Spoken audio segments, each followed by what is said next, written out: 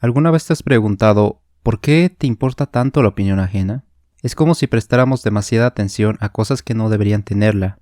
Y sí, es un fastidio tener que lidiar con el miedo al rechazo, a la crítica, no hacer lo que quisiéramos hacer o dejamos de hacer lo que nos gusta hacer porque nos cohibimos ante los demás.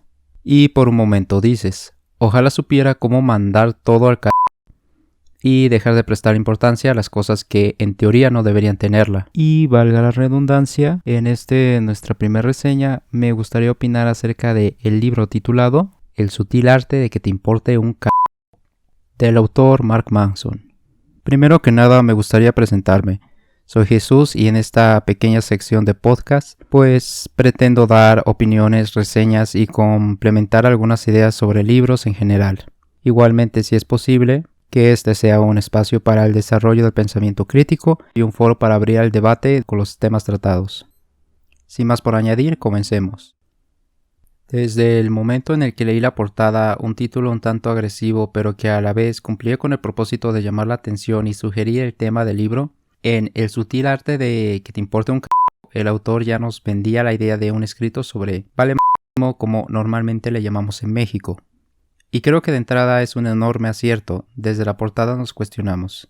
¿Cuántas veces deseamos mandarlo todo a la fregada y cuántas veces nos llegamos a sentir infelices? Porque pensamos que las cosas nos importan más de lo que en verdad deberían importarnos. Desde que leí el título, por lo menos, ese fue mi primer prejuicio sobre el libro. Y realmente creo que no me equivoqué. En gran parte del libro el autor se la pasa explicando y dándonos argumentos de por qué sentimos preocupación por cosas sin importancia. Desde los primeros párrafos el autor aclara, no es malo que te importen las cosas, hay cosas importantes en la vida, pero también hay cosas que simplemente no merecen relevancia, y es en esos casos donde deberíamos aplicar el arte de mandar al Y bueno, considero que se da a entender la idea. Hay tópicos como por ejemplo los hijos, el estudio o el trabajo que son importantes y obviamente merecen atención de nuestra parte. Pero por otro lado, situaciones donde nos preocupamos por un futuro incierto, nos sentimos mal por problemas inexistentes o nos enojamos por una discusión sin importancia, es ahí donde deberíamos dejar de enfocarnos. El autor ofrece ideas sobre qué cosas son innecesarias, por qué son irrelevantes y cómo dejar de prestarles importancia. En consecuencia, me gustaría mencionar algunos puntos sobre la lectura, aclarando que yo estoy parafraseando gran parte de lo expuesto en el libro e invitándolos a leer la fuente original para mayor claridad. En igual circunstancia, me gustaría informar que los puntos mencionados están ordenados por relevancia, según mi criterio, y no por orden de lectura. El primer punto a tratar es la falsa idea de que hay una fórmula mágica para deshacerse de los problemas. En esta cuestión el autor menciona que si le damos demasiada importancia a algo es porque creemos que ese algo nos va a solucionar la vida. Idealizamos de ser millonarios, ser físicamente atractivos, tener una pareja o conseguir el empleo de nuestros sueños como la solución definitiva de nuestros problemas. Inconscientemente creemos que en todas estas cosas está la clave para dejar de sufrir. Entonces, bajo esta premisa, una persona puede pensar que al volverse millonario, conseguir muchos amigos, comprarse ese auto nuevo o adquirir esa mansión, pues mágicamente solucionará su vida.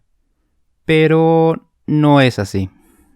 Y bueno, lo cierto es que en la sociedad en la que vivimos, combinado con los medios de comunicación y la publicidad, nos bombardean con ideas de este estilo. Tu vida es una mierda, si tienes este cuerpo o consigues este empleo, ¡boom!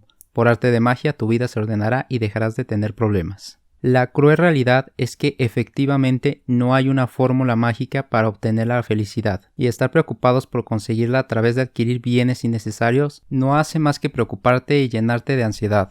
Si estás soltero, tendrás problemas relacionados a la soltería. Si tienes pareja, tendrás problemas relacionados a la pareja. Si te casas, se vuelven problemas maritales. E inclusive si tienes hijos, ahora tendrás problemas relacionados a la paternidad.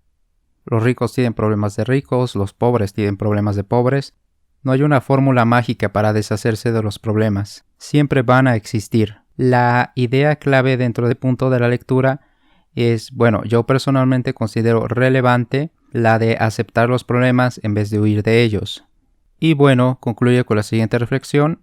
El día que aprendas a aceptar los problemas, aprenderás a dejar de darle importancia a las fórmulas mágicas para dejar de sufrir. El segundo punto de la lectura es sobre la mentira de la perfección.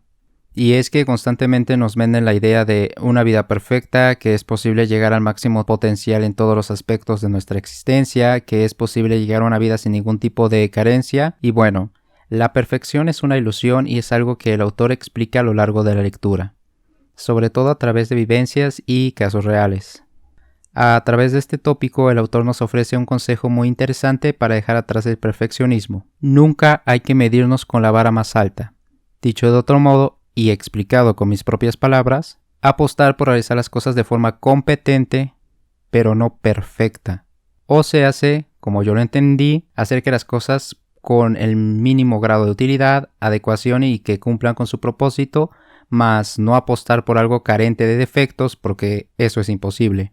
En pocas palabras, que se joda el perfeccionismo. La tercera idea dentro de la lectura es que se menciona la diferencia entre responsabilidad y culpa, haciendo un especial énfasis en que no todo el tiempo tenemos la culpa de lo que nos sucede, pero sí tenemos la responsabilidad de cómo reaccionamos ante dichos sucesos. En general, para este punto el autor comenta: efectivamente, no tenemos la culpa de que nuestra pareja nos ponga el cuerno o de que seamos despedidos de nuestro trabajo.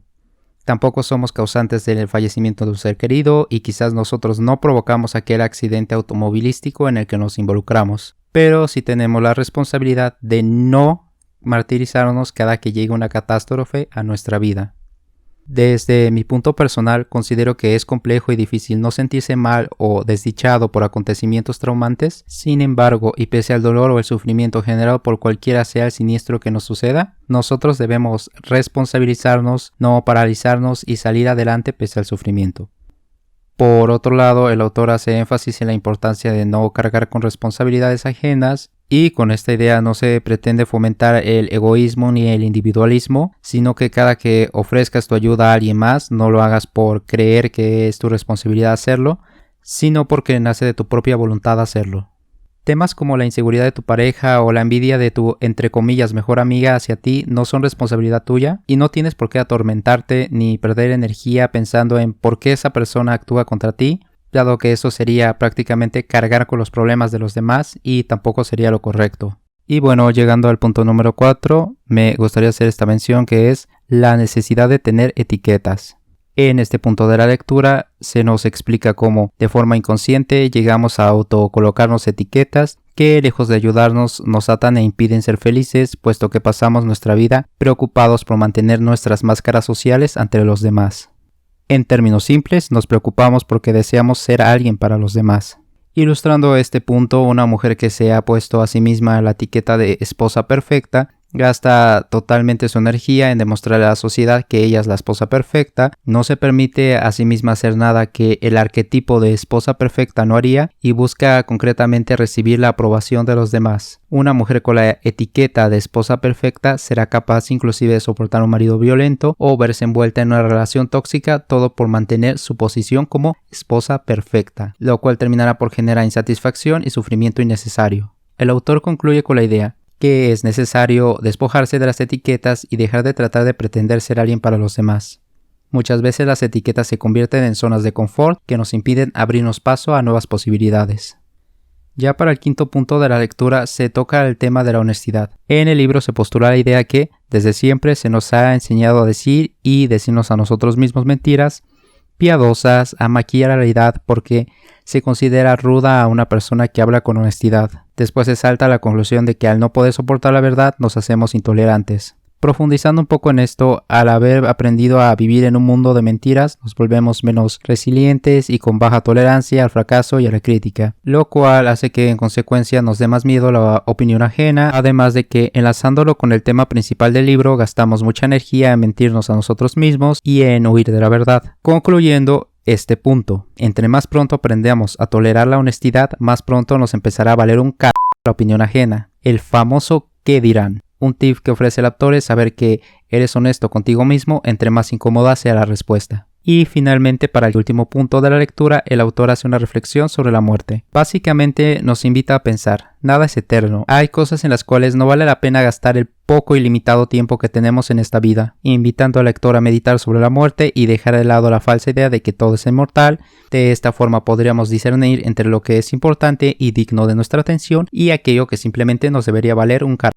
Y en fin, ya saltando un poquito a la conclusión del libro, diría que es un libro en cuestión que ofrece ideas bastante interesantes sobre cómo llevar una vida feliz mediante la premisa de ser más selectivo entre las cosas que nos deberían importar y aquellas que no, haciendo una distinción entre qué cosas son relevantes y qué cosas no lo son.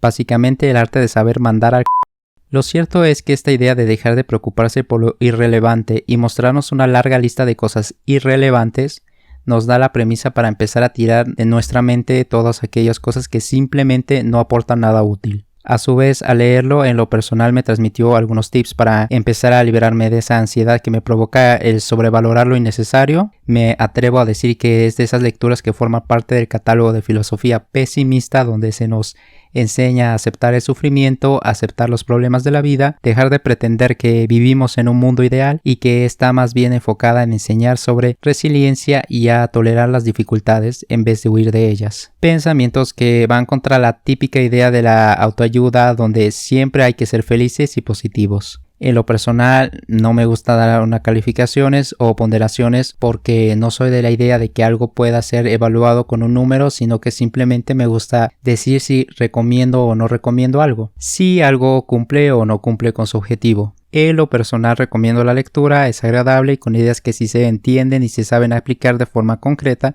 son muy útiles para la vida. Sin más que añadir, te invito a dejar tu opinión en la caja de comentarios y si te gustaría complementar lo mencionado anteriormente con algún punto o idea personal o si discrepas en algún punto, te invito a dejar tu argumentación en la sección correspondiente. Adiós y nos vemos hasta la próxima.